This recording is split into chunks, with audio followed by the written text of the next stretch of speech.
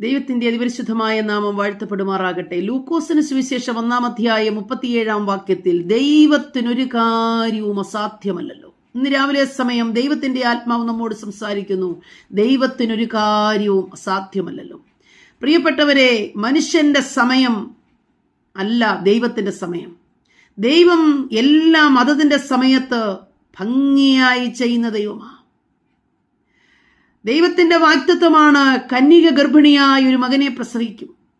സകല മാനവജാതിയുടെ രക്ഷയ്ക്കായി അവൻ ഭൂമിയിലേക്ക് ഉരുവായി വരുമെന്നുള്ള ദൈവീയ വാഗ്ദത്തം. കന്യകയാകുന്ന വിശുദ്ധ മറിയം ചോദിക്കുന്നു, ഇതെങ്ങനെ സംഭവിക്കും? പ്രിയപ്പെട്ടവരെ, എലിസബത്ത് സഖരിയ എന്ന ദമ്പതികൾ വാർദ്ധക്യത്തിൽ നിൽക്കുമ്പോൾ അവരോട് ദൈവത്തിന്റെ ദൂതൻ പറയുന്നു, നിങ്ങൾക്കൊരു തലമുറ ജനിക്കാൻ പോകുന്നു, അവൻ യോഹന്നാൻ എന്ന് പേരിടേണം. സാഹചര്യം, അവരുടെ ശാരീരിക സ്ഥിതികൾ, അവരുടെ ഏജ് ഇതിനെ അനുവദിച്ചു കൊടുക്കുന്നില്ല. ഇതെങ്ങനെ സംഭവിക്കും? എന്നാൽ മനുഷ്യൻ അസാധ്യമെന്ന് വിധി എഴുതുമ്പോൾ, കാലഘട്ടം അസാധ്യമെന്ന് വിധി എഴുതുമ്പോൾ, നിയമങ്ങൾ അസാധ്യമെന്ന് പറയുമ്പോൾ, നമ്മുടെ ശാരീരിക സ്ഥിതികൾ അസാധ്യമെന്ന് പറയുമ്പോൾ, മെഡിക്കൽ സയൻസ് അസാധ്യമെന്ന് പറയുമ്പോൾ, ദൈവം തന്റെ പ്രവൃത്തി ആരംഭിക്കും. ദൈവത്തിന്റെ സമയം മനുഷ്യർക്ക് ഗണിക്കാവുന്നതല്ല. ദൈവം അതതിന്റെ സമയത്ത് ഏറ്റവും ഭംഗിയായി കാര്യങ്ങളെ ചെയ്യുന്നു. യോബ് പറയുന്നു, യഹോവേ, അങ്ങയ്ക്ക് സകലതും കഴിയുമെന്നും അങ്ങയുടെ ഉദ്ദേശങ്ങളൊന്നും അസാധ്യമല്ലെന്നും ഞാനിപ്പോൾ അറിയുന്നു.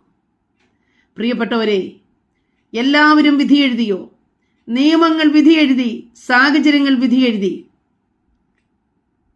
ദൈവത്തിന്റെ ദൂതന്റെ വാക്കുകളെ പോലും അംഗീകരിക്കാൻ കഴിയാത്തൊരു കാലഘട്ടത്തിലേക്ക് വന്നു. ഇതെങ്ങനെ സംഭവിക്കും? എന്നാൽ ദൈവത്തിനൊരു കാര്യവും അസാധ്യമല്ലോ. കാരണം ദൈവം സർവശക്തനായ ദൈവമാണ്.